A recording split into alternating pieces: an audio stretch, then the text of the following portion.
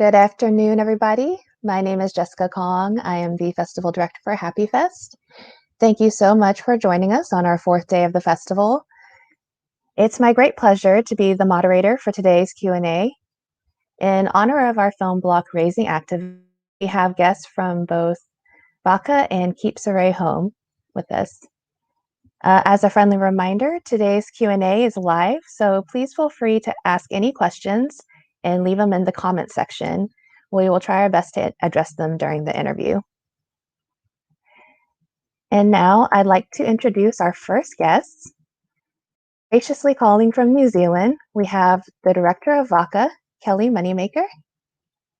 Hello. Hello. And the co-producer of VAKA, Jessica George. Hi. Hi, thank you so much for joining us. So I'm going to dive right in because, it's so fascinating. What was your inspiration for the documentary?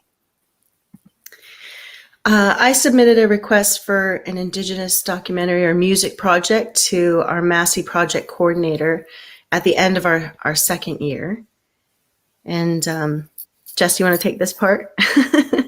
Yeah, so we studied at Massey University in Wellington, and so in your third year we have clients who present briefs to us, and so the Ministry of Foreign Affairs and Trade presented the idea of going to Tokelau and filming a documentary about climate change and what they're doing to lead by example in the Pacific. So our team were really drawn by that idea, and we're really interested in cultural storytelling and I guess elevating voices that don't often get heard. And we felt really connected to their story and what they're doing. So we pitched to our idea to MFAT, to the ministry, and Paula Fiver, who is a part of the Ministry of Oceans, Climate and Resilience from the government of Tokelau. She was present at our pitch, and we felt like a really deep connection with her and the feedback that she gave us, and that kind of solidified like our ideas and what we wanted to put forward, and with the Tokelau community and how we wanted to represent them. Yeah. That's awesome. And I didn't know Jessica well then, so it's funny because everyone had kind of talked about, well, what projects we were interested in and who was going to do the pitch. And I walked into the room the first day and Jessica was sitting at the table ready to go. I thought, oh, she's perfect for this team. Yeah, a huge asset. So, Wow. So you didn't actually have a direct connection with Tokelau prior to the film then? No, I mean, my biological mom is from Samoa. She's from Solo. And Tokelau and Samoa have a long-standing relationship because they're only about 500 kilometers apart. Their history is intertwined, and I feel a very strong connection to the people of Tokelau now. I was just saying earlier that I cried when I left because I felt so connected to them. They're really a beautiful, beautiful people. Yeah. Yeah, I think for me, I hadn't even heard of the nation beforehand, like of Tokelau.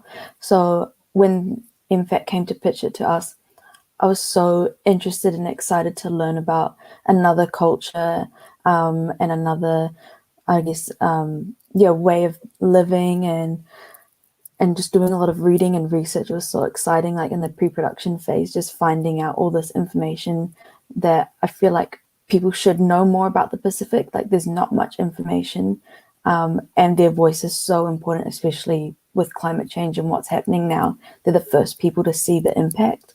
So yeah, it's really cool to be a part of that in some way. That's amazing. We learned in the film that they switched to solar in 2012, but did they actually, tell you exactly when they first noticed the negative effects of climate change in their coasts? Well, master fishermen in Tokelau can look out at the water and they can immediately see if a storm is coming, if there are fish movements, any change in the ocean or the atmosphere, they can sense it right away. And so that long-term data is really, really important. And I think that,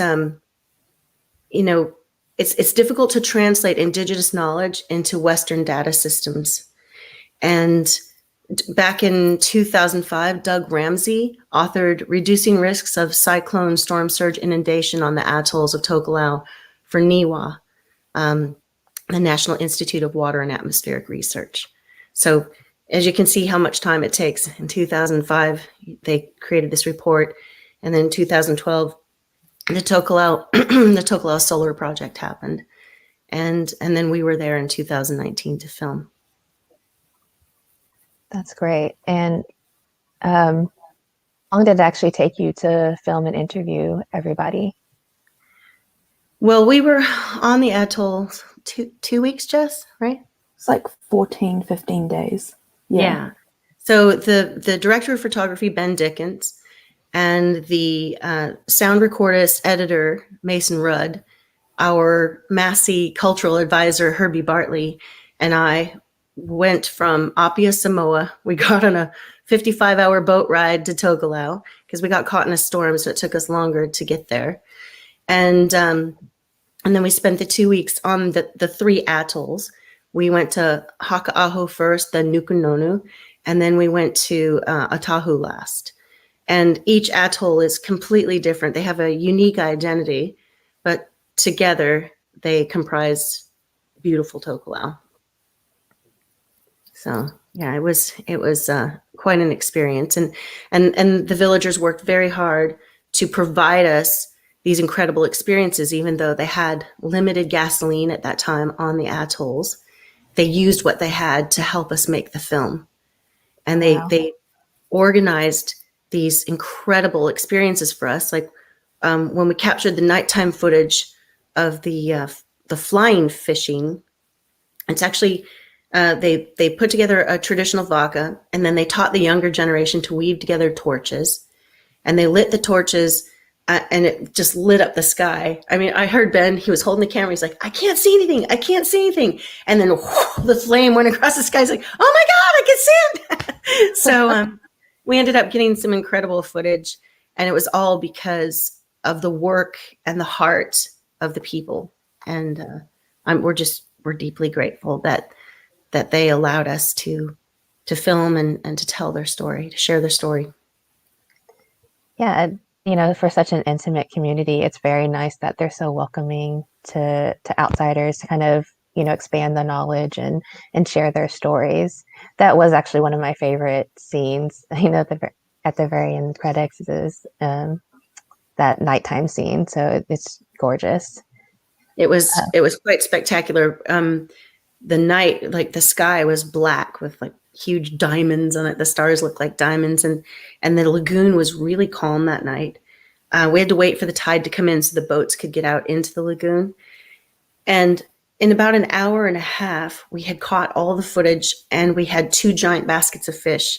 And when we got back as we were going back to shore, we were being escorted by these little dolphins, like 3-4 deep on both sides. I think they were marquee dolphins.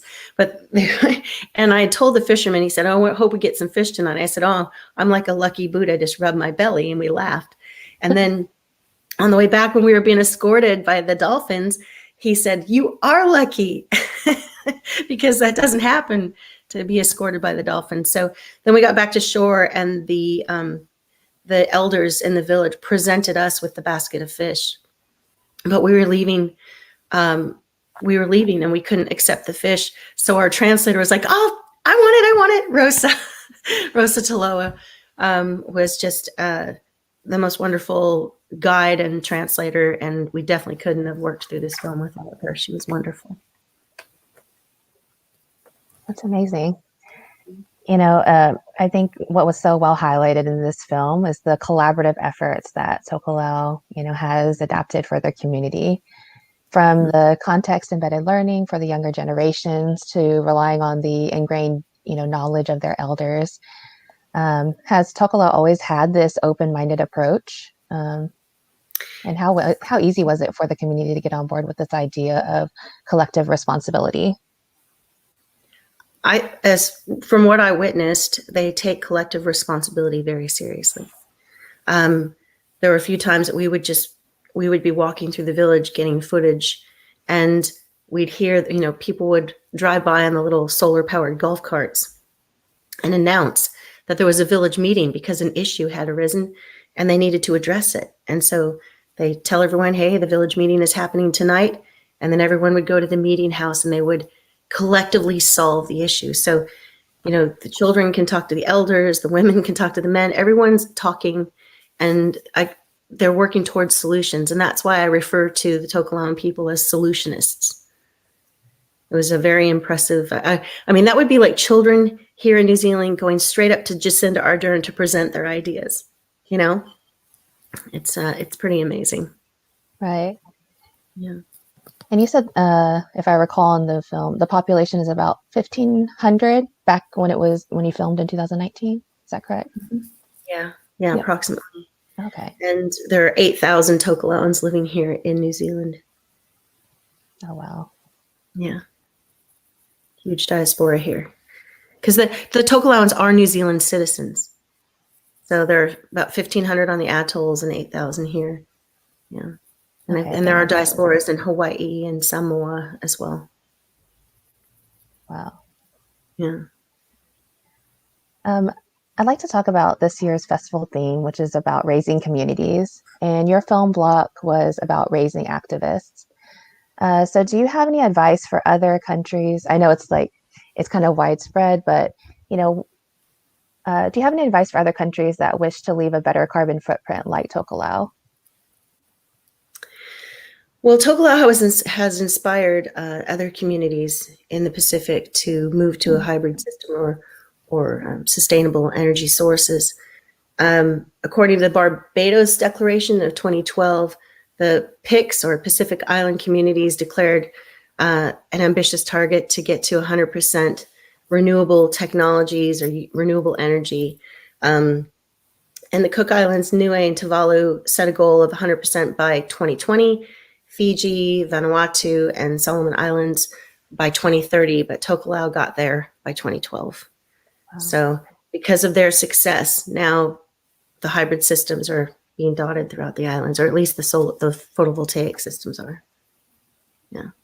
And I think Tokelau is kind of like, they're leading by example, and they're kind of setting the standard for not just the Pacific, but everywhere else, because if we don't address our own carbon footprint in our own Western countries, we're gonna ignore all of the Pacific, because everything that happens over here affects them directly.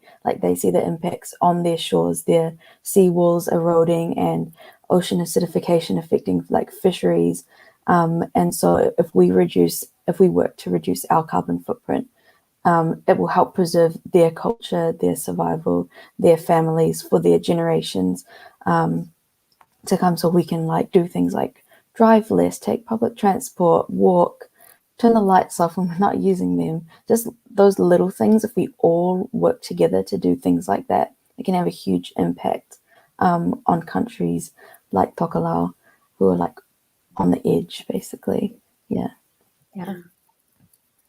I mean, it's such a simple concept. We all breathe the same air. We all live in the same space. And so, I hope that, larger countries can feel, see this film or see the effects of all of these other Pacific islands making the same effort to leave a better carbon footprint, and hope they can adapt the same policy, for the larger countries.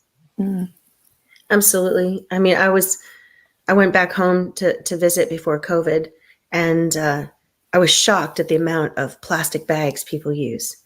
And and for me, it's I have reusable bags. I stick them on the door handle of my house so that I see them before I go outside, so I know to bring my bags with me. And it takes a little training, because at first I'd forget them, and here I am in the store again, I forgot my bag. But after a while, if you just start hanging it on the door handle, you'll remember it when you go out. And reminding places to not wrap your bottles in 3 bags before they put it in another bag, and things like that. It just, all those little actions, those choices make a huge difference. No, that's a great point. People have to believe what they're, they have to see it in order to believe in it. So I hope that other people can, lead, like you said, lead by example, take the film and others. Aside from, your film VAKA though, do you have any upcoming projects you're currently working on? What you working on, Jess? I'm currently doing my Master of Fine Arts at Victoria University. So for my thesis project, I'm working on a documentary about BIPOC voices within New Zealand and how we navigate belonging and cultural identity within New Zealand. Yeah. Awesome. And I'm doing my Master of Creative Enterprise at Massey University. Today, I will be remotely directing a documentary about the indigenous peoples of Alaska and their challenges with facing climate crisis. And within the work that I'm doing, I'm trying to help decolonize digital storytelling. That's really cool. Well, hopefully we get to see, more future work from the both of you. Where can audiences watch VAKA again or purchase the film?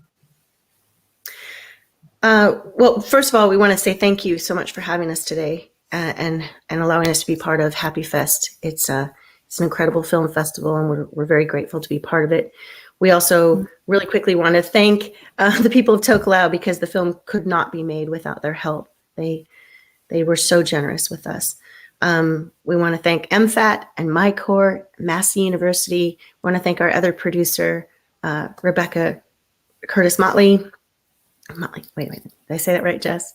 Yeah. I always reverse her name, rewind, reverse, and play back. And we would also like to thank our supervisor at Massey, Simone Gabriel, who has been just the most tremendous support for all of us, and we certainly couldn't have done it without her either.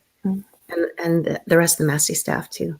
And to watch the film, you can go to YouTube and just type in VAKA, all caps, VAKA, all caps, and it'll be one of the first ones that come up.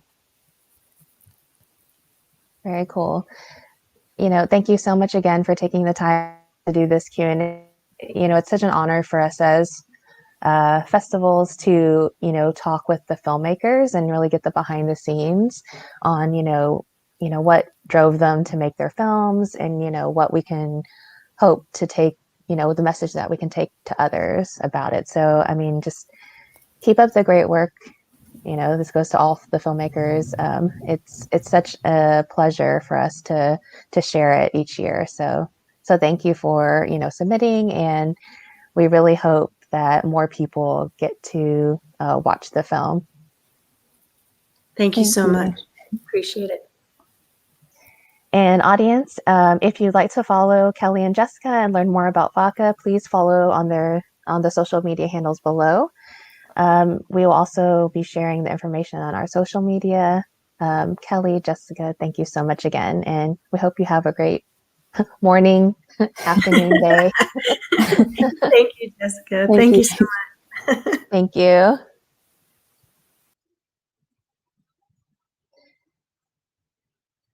And next up, it's my pleasure to introduce the director of our second film for today's film block, Keep Saray Home, director Brian Redondo. Hey, Jessica. Thanks for having me. Hey, Brian. Thank you so much for joining us today. Yeah, it's my pleasure. Great to be part of the film festival, and thanks for having our film screen. Absolutely. The film had such a great message, and something that, if it's not in the forefront of our news feed, it, kind of takes a back burner sometimes. And so it's really relevant to keep pushing this forward and making sure people are aware that this is still happening. I'd really like to ask you, kind of a little bit of background. Back in 2013, you made the documentary about Dreamers, the undocumented youth. And then you called this film, Keep Saray Home, your spiritual sequel. Can you explain to the audience what you meant by that? Yeah, so that 2013 film called Why We Rise is about 3 undocumented young Asian Americans living in New York City.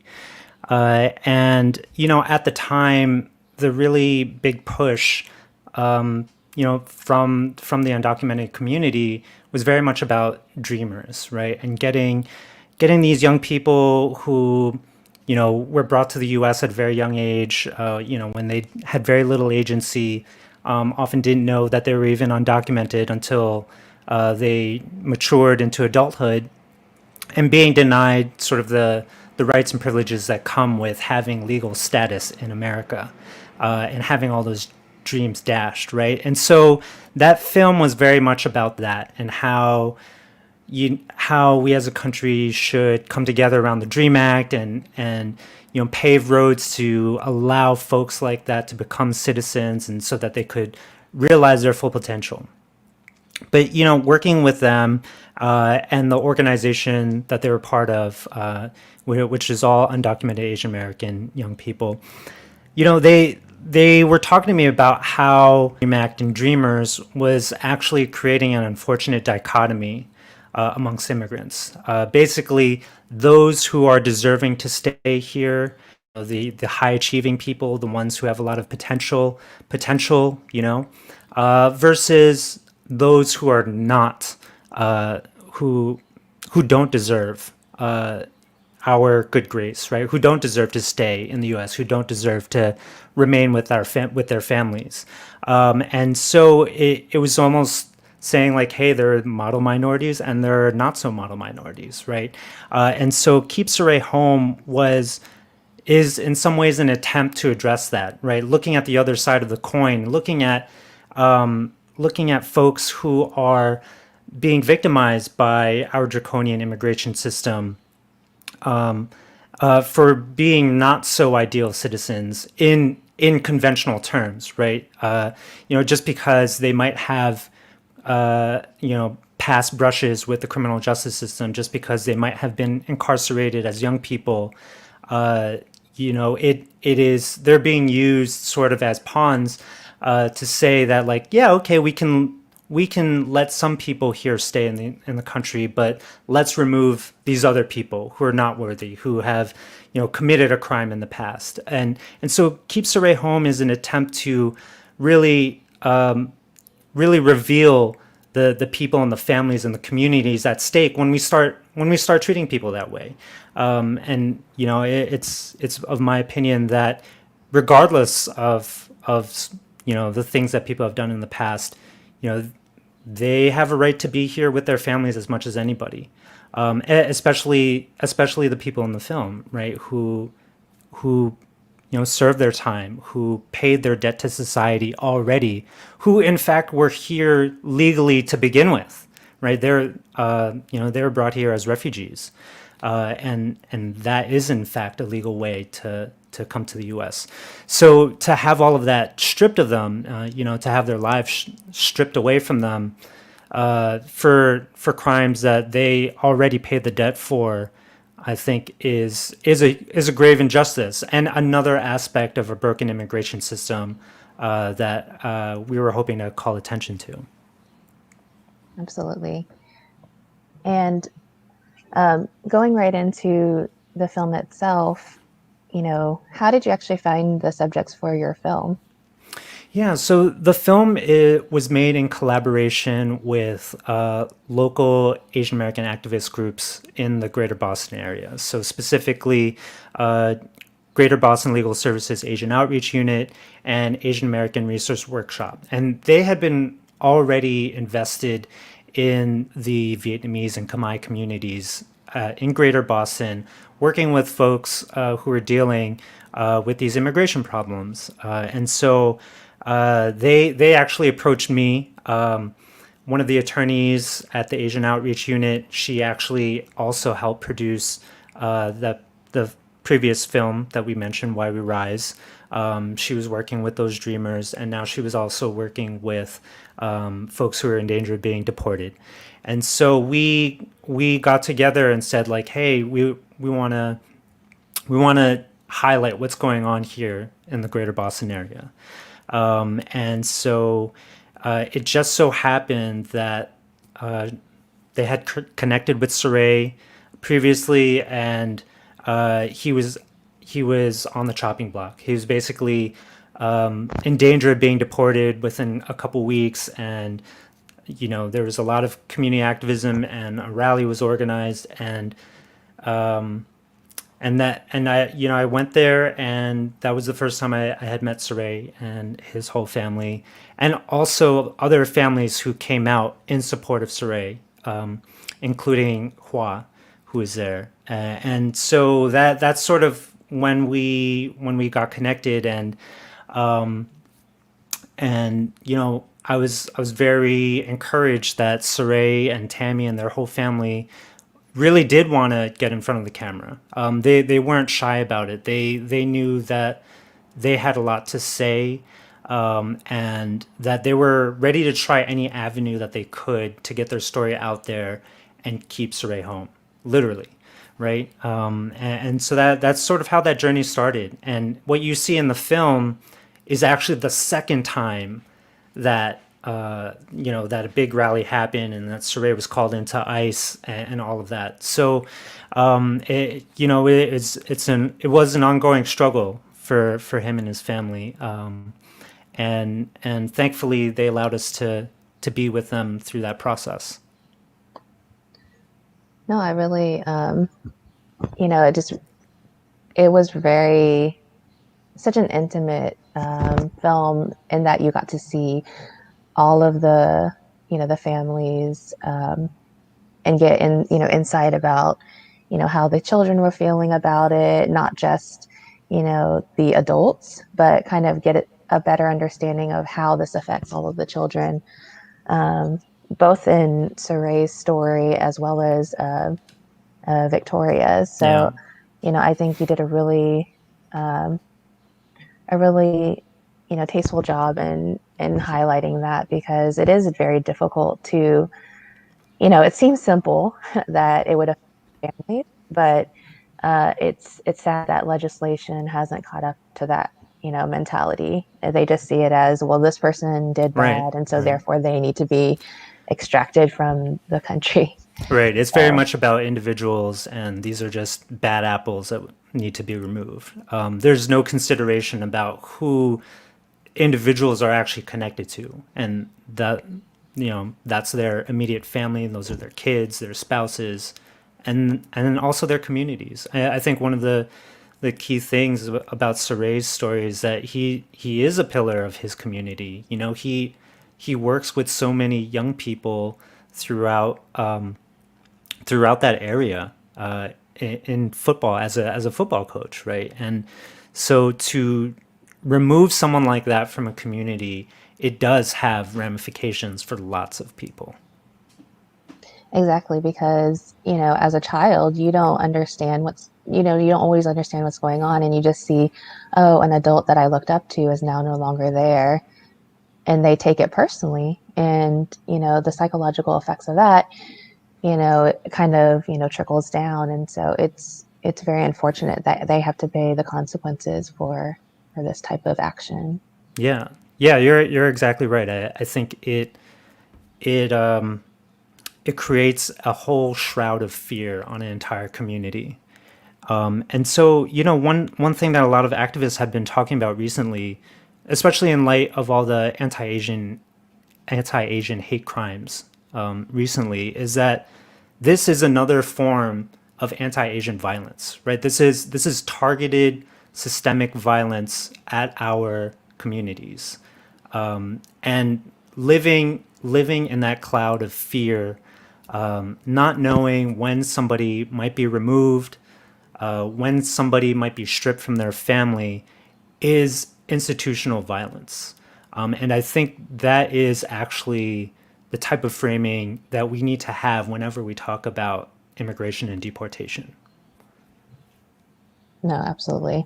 And like you said, these are refugees. These are people that fled violence, and were trying to look for a safe haven, and found solace in the U.S. and made a life for themselves, and to then have to go back to the very country that they were fleeing from, is actually traumatizing on both fronts. Kind of like what you featured with T in the very beginning, having to go back to Vietnam after after living here for so long.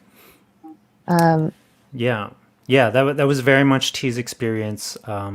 He went back to Cambodia actually, I'm sorry. but it was, but I think that is kind of an emblematic experience for Khmer, Vietnamese, Laos people who get deported. They do carry the trauma that they and their families experienced in those wars in their home countries. And so, T was having terrible PTSD while he was in Cambodia. And meanwhile, his newborn child didn't know his father. And so it's sort of perpetuating, just generational trauma amongst so many people in different ways, right? And I think that, to me, that is the gravest injustice about all of this. Right. And, it's bittersweet to know that, T was able to come home because of the changes in the law, and that, his convictions were no longer qualified as deportation offenses. But how often does that actually happen, right? For law to actually change like that. So, it's sad that we have to rely on those kind of, fortunate cases to, rather than just recognize the horror of what this policy is. Yeah, I think you're totally right. There's some level of arbitrariness to that situation. But what I will say is a positive takeaway, is that T was connected to Bethany, the community lawyer in the film, and she was able to fight for his case to make sure that he didn't slip through the cracks.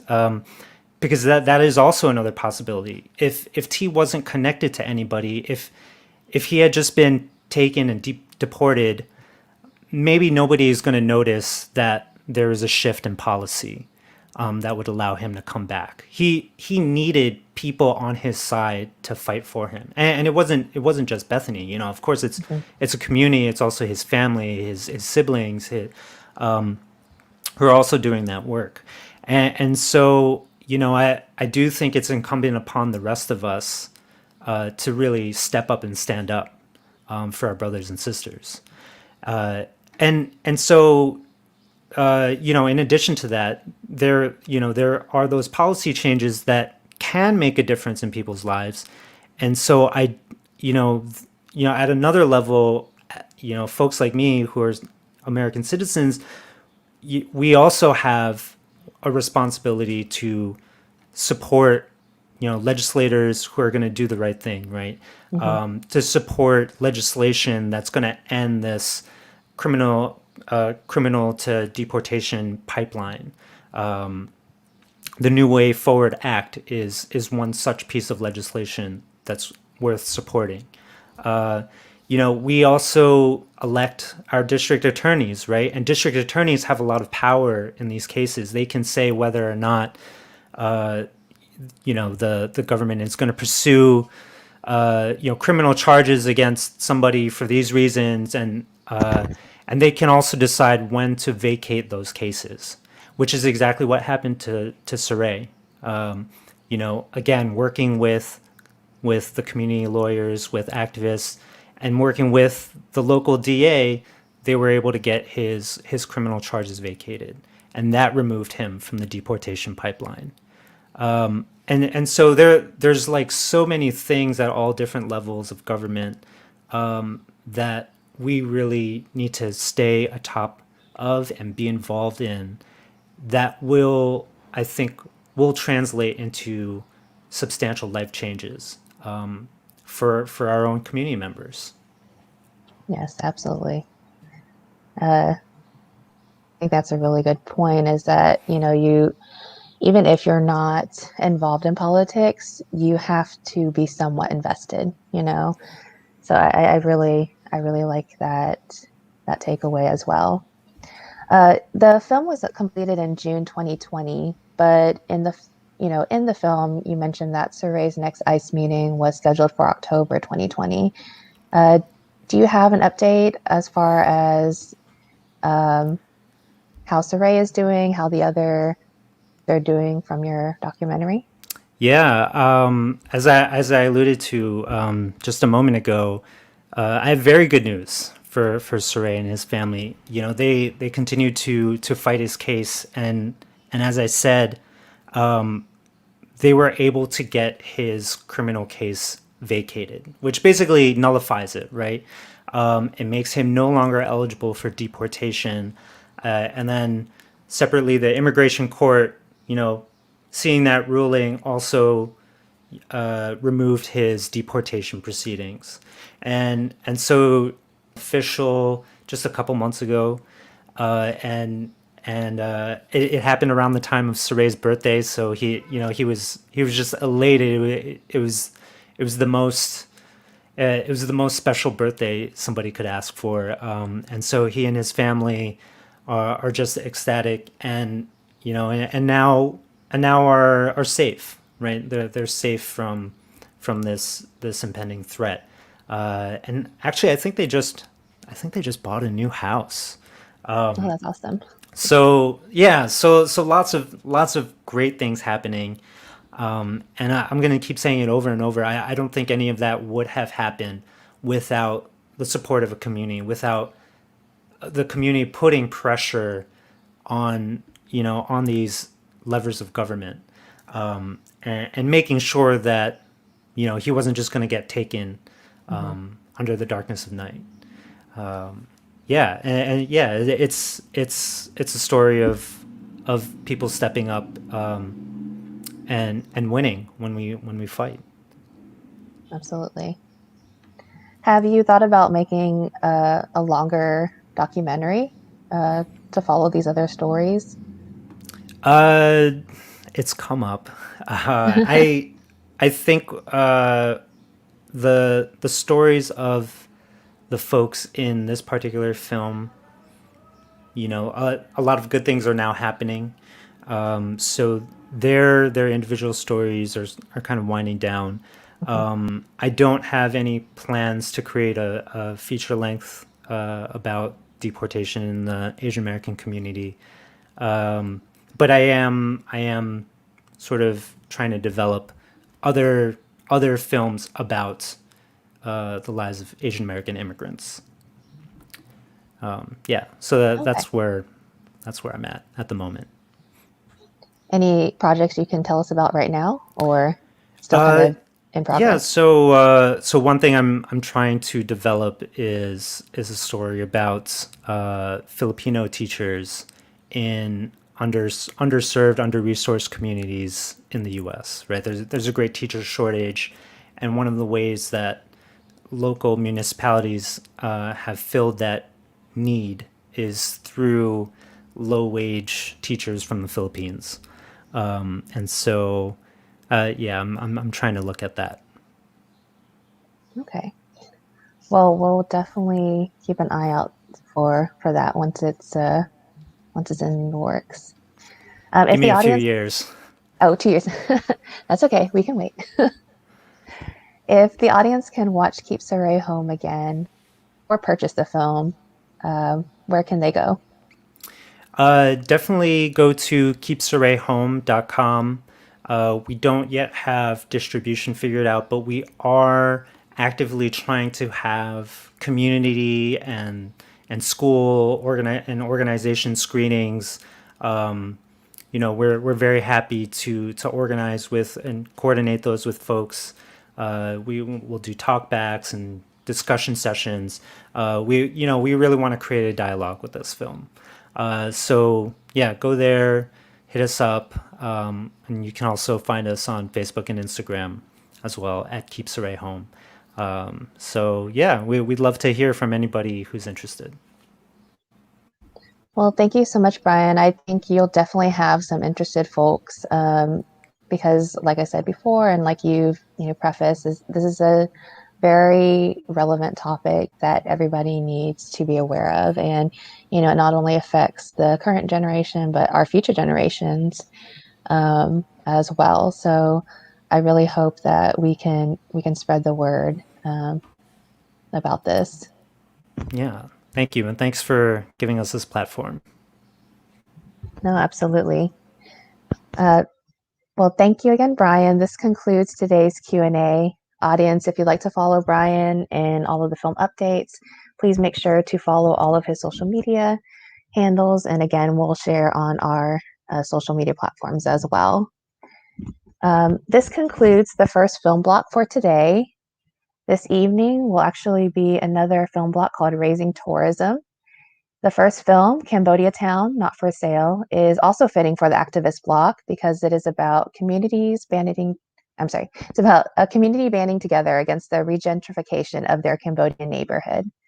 And then segueing into tonight's feature film, Vietnam Fast Forward. So in this documentary, you are immersed into the vibrant world of Vietnam and all of its country's attractive amenities. We had the opportunity to interview the team behind this film, Vietnam Fast Forward. So if you haven't already bought your tickets, or passes, please go to HAAPIFEST21 for more information. And we hope that you can enjoy this and film block wind up. Have a great afternoon, and we'll see you